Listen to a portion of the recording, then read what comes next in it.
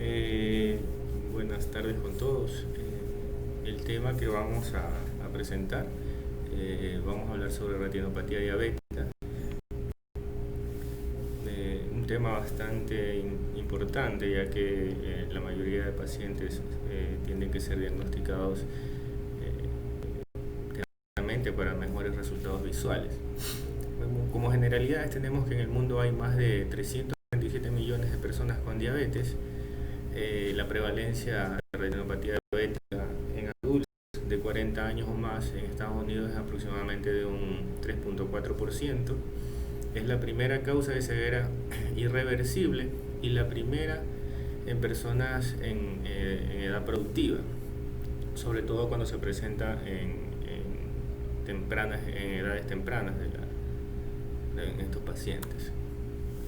Como definición, tenemos que es una microangiopatía con características de oclusiones y hemorragias microvasculares que es iniciado por una hiperglicemia causando un daño del endotelio.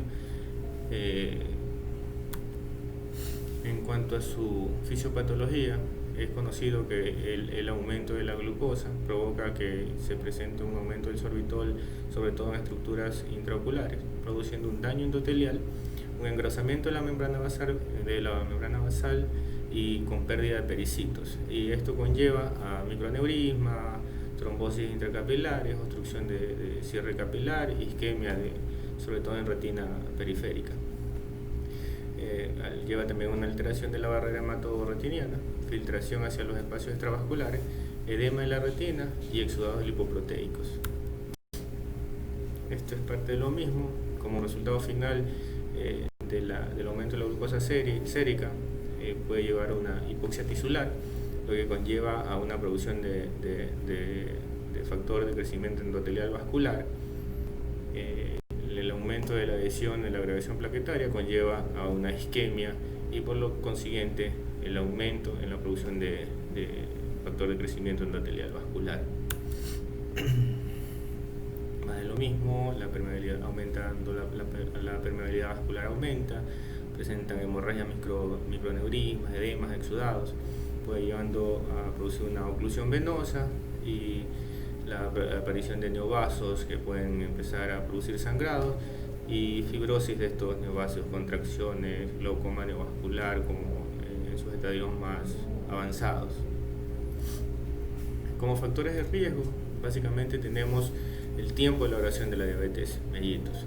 En las diabetes tipo 1, aproximadamente a los 10 años, el 50% de los pacientes van a desarrollar la enfermedad. A partir de los 30 años de la evolución de haber tenido la enfermedad, estos pacientes desarrollan el 90% patología en la retina. La diabetes tipo 2, tenemos que a los 11 años el 23% de los pacientes ya desarrollan la enfermedad, a los 14 años el 41%, y a los 16 años de evolución de la enfermedad un 60% de los pacientes pueden llegar a tener ya complicaciones más serias, ¿no? Tenemos que el mal control metabólico de estos pacientes también provoca el aumento o la aceleración de la enfermedad. Factores como el embarazo, la hipertensión arterial, enfermedad renal, el lipidemia son factores que agravan la enfermedad. Como hallazgos clínicos, esto es muy importante conocerlo, porque esto es lo que nos va a dar el diagnóstico de la enfermedad y obviamente su seguimiento o tratamiento, ¿no? Tenemos que básicamente encontramos en estos pacientes los microaneurismas, que son microsaculaciones que se forman por un engrosamiento de la membrana basal y lesión a nivel de las células endoteliales, y provoca esto lo que conlleva es una pérdida de pericitos y la saculación de estos vasos, ¿no? Y se pueden evidenciar en un examen de fondo de ojo con facilidad, pero el examen que nos permite ver estas saculaciones es una fluoroangiografía. Los exudados duros y blandos por lo general están localizados a nivel intrarretiniano.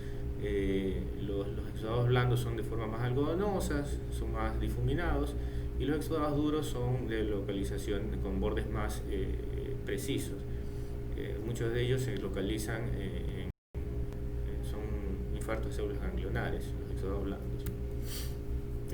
Las hemorragias intrarretinianas que pueden ser en flama o puntiformes, se presentan con mucha frecuencia y también son muy fáciles de ver en un examen de fondo de ojo. El arrozamiento venoso, que no son, se ven como formas de estrechamientos consecutivos que siguen la disposición de un vaso, y esto es básicamente por el engrosamiento de la pared y por la cronicidad de la enfermedad, ¿no? Por lo general estos se juntan exudados, microhemorragias y microaneurismas, están combinados. Ahí en la pared del vaso se hialiniza sectorialmente y lo puede dar esta forma como en salchichón. Los microaneurismas, anormalidades microvasculares intrarretinianas son otro hallazgo frecuente, aunque no es considerado todavía un neovaso. Es la preaparición de un neovaso, y también se observan con cierta facilidad en un examen de fondo de ojo o hacer una fluorangiografía.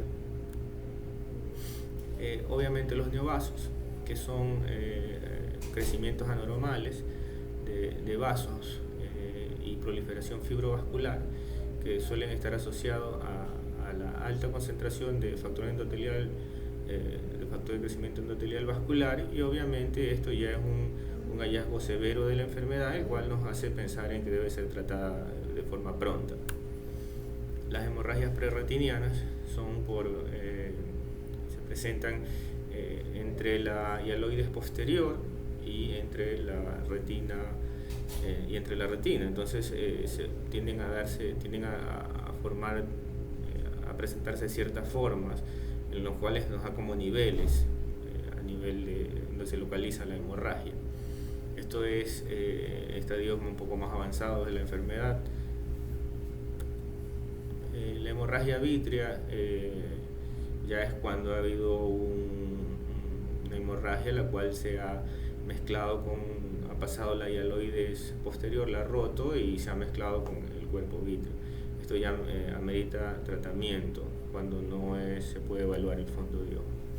Y la tracción por proliferación fibrovascular, que puede estar asociada o no a desprendimiento de retina. Lo más común es que esté asociada a desprendimientos de retina, como vemos en las imágenes, tanto superiores como inferiores. Algunas sobre todo la parte de las que están localizadas hacia la derecha, se evidencia el aumento muy acelerado de la enfermedad, con desprendimientos de retina casi muy complejos de manejar. La neovascularización del segmento anterior es frecuente en estadios más avanzados de la enfermedad, lo que se conoce como rubiosis iridis, y que se asocia por lo general a glaucoma neovascular. Es un estadio muy avanzado de la enfermedad, la cual conlleva ya secuelas serias en estos pacientes, pues, ¿no?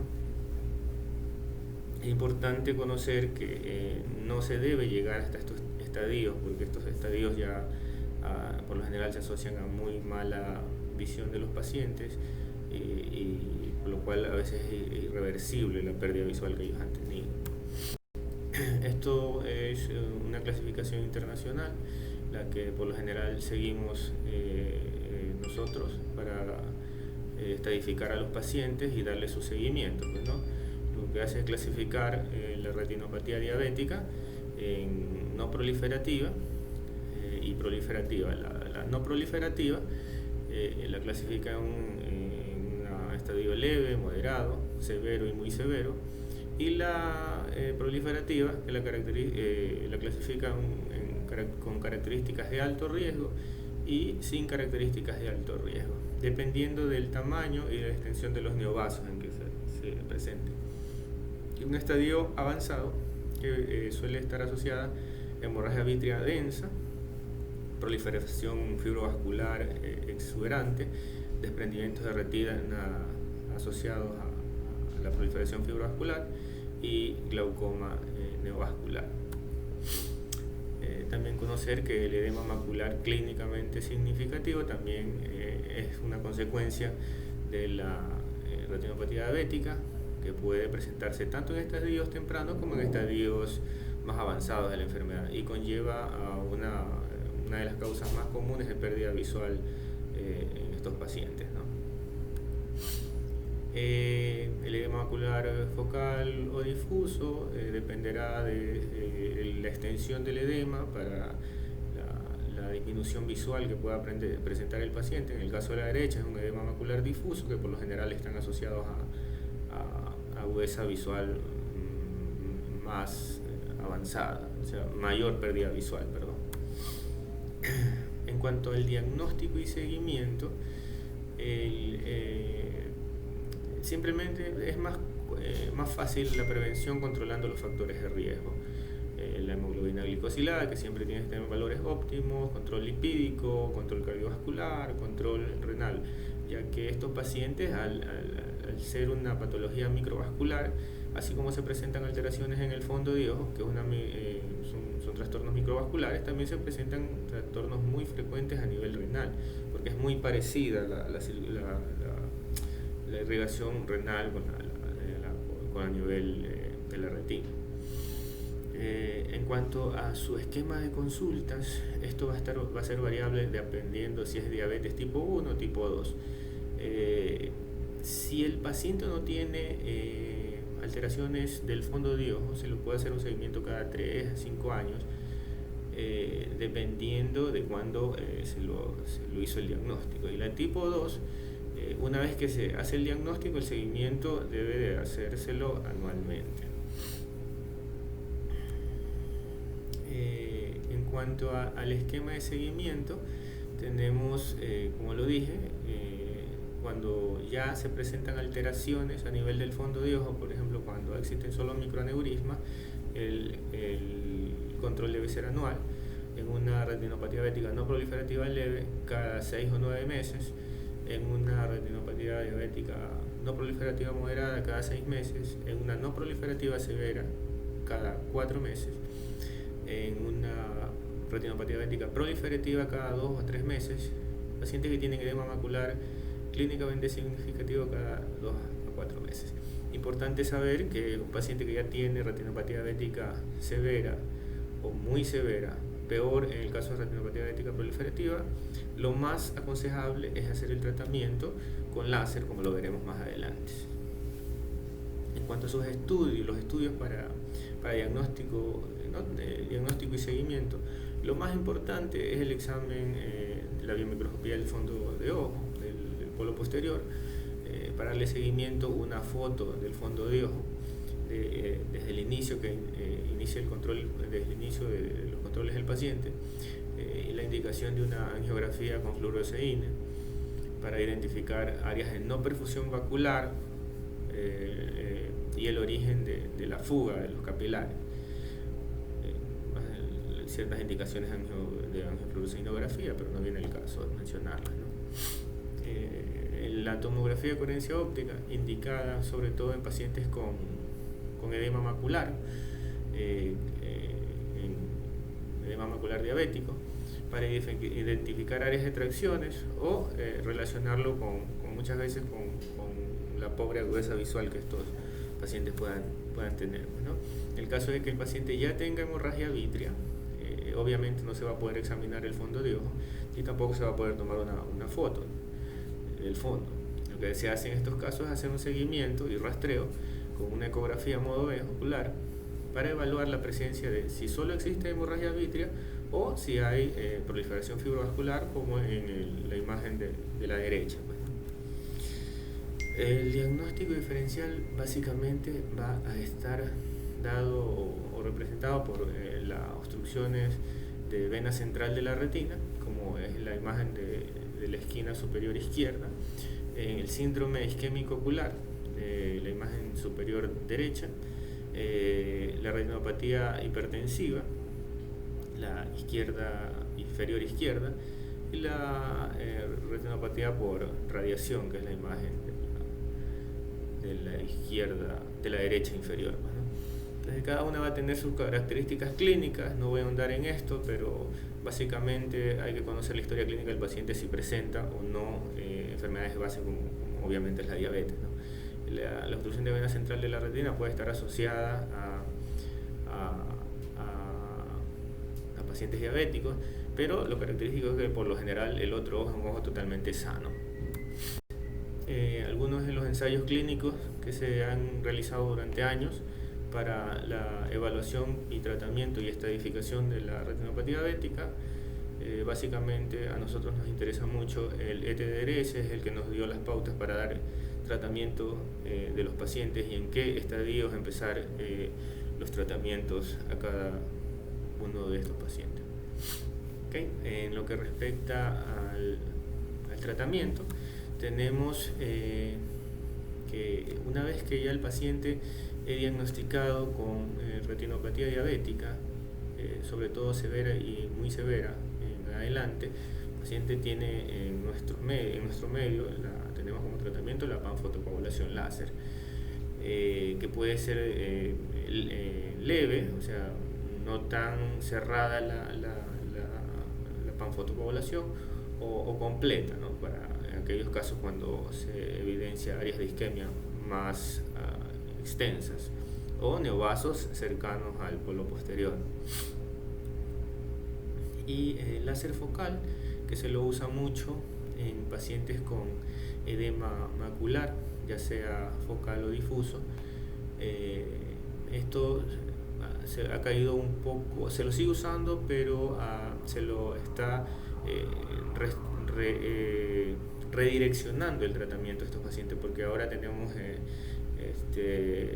antiangiogénicos que van muy bien en estos pacientes y se los tiende a inyectar primero para tratar de resolver el edema en su mayor extensión, y aquellos pacientes que tengan edema macular difícil para el tratamiento, que no cedan con las inyecciones de antiangiogénicos, lo que se hace es dar un láser focal un poco más pequeño, digamos así. En cuanto al uso de los antiangiogénicos, tenemos una variedad bastante alta. También tenemos, los valores van a ser diferentes para cada uno de ellos. Regularmente usamos mucho el bevacizumab, comercialmente lo conocemos como el Avastin, pero tenemos otras moléculas muy buenas como la Eylea o el Lucentis, ¿no? Para el tratamiento intravítrea, sobre todo en el edema macular diabético, aquellos pacientes que tengan edema macular diabético, aquellos pacientes que tengan enfermedad leve, pues, ¿no? Una de las recomendaciones para el uso de antiangiogénicos, tenemos el edema macular, como ya lo mencioné, la presencia de neovasos, sobre todo en el iris, glaucoma neovascular, para preparar a los pacientes para cirugía de vitrectomía o para pacientes para cirugía de catarata. Cuando estos pacientes tengan edema macular diabético, lo que se hace es mejorar el edema macular y luego de esto realizar la cirugía de catarata. Este es un estudio en el cual se evaluó los 3 medicamentos que presenté hace un momento, conocido como protocolo T, en el cual se evaluó la dosis y la efectividad de estos medicamentos frente al edema macular diabético. Se encontró resultados similares para los 3, ¿no? Este es un dispositivo intraocular, intravítreo, de dexametasona, 0.7 miligramos, la cual tiene una liberación prolongada. Los pacientes que se inyectan Ozurdex tienden a presentar mejoría hasta por 3 meses con el uso del dispositivo. Está diseñado para en teoría, este medicamento puede tener niveles óptimos hasta los 5 meses, pero se ha encontrado de que el mayor nivel del medicamento lo encontramos hasta los 3 meses.